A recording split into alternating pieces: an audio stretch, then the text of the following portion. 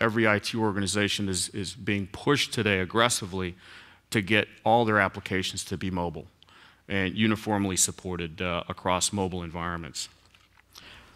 Network bottlenecks. While I was waiting for Tom to finish, I was watching the US Open with one of the guys back here who had it live on his PC. Well, guess what? It was choppy. But it was pretty good. We were watching Tiger hit some balls, but it was choppy. The quality wasn't too good. And I said, well, we're working on stuff that will fix this.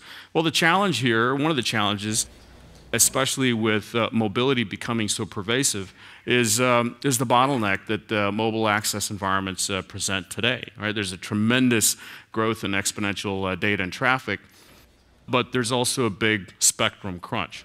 That's a very precious commodity, and today, the challenge, especially given it's no longer just voice, it's rich applications that demand significant levels of bandwidth, and bandwidth across, a wide range of physical distance, if you will, as well. And that ultimately, if that does not get addressed, that's going to impact, obviously, end user experience.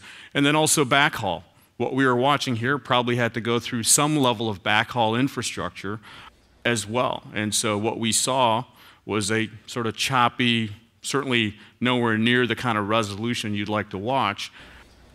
If there was a cache nearby in a base station or some sort of a router in the backhaul that actually cached that content, we'd have a much better experience.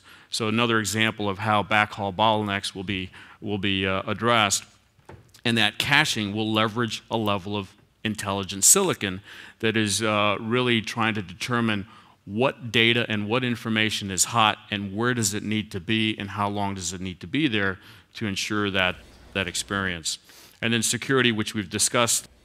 Today most of the security is implemented via software and implemented across different points across the end-to-end sort of delivery network. We very much believe that you have to put security in every single device. Every single piece of silicon in the chain has to have security. It has to be cheap. It has to be intelligent to be able to process at line rate and understand what is flowing through the network and take appropriate steps depending on whether there's any malicious intent or malware and so forth. And again, intelligent silicon is going to enable that.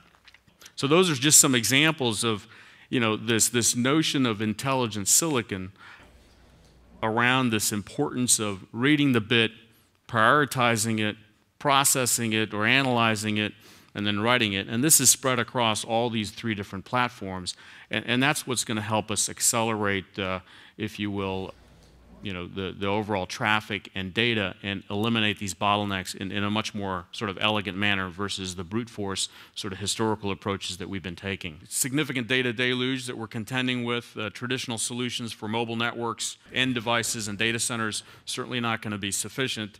I think as more and more of the processing moves to the cloud, we're going to have to employ silicon to provide a greater level of intelligence up into the higher layers to address some of these challenges. And this is where this notion of intelligent silicon comes in.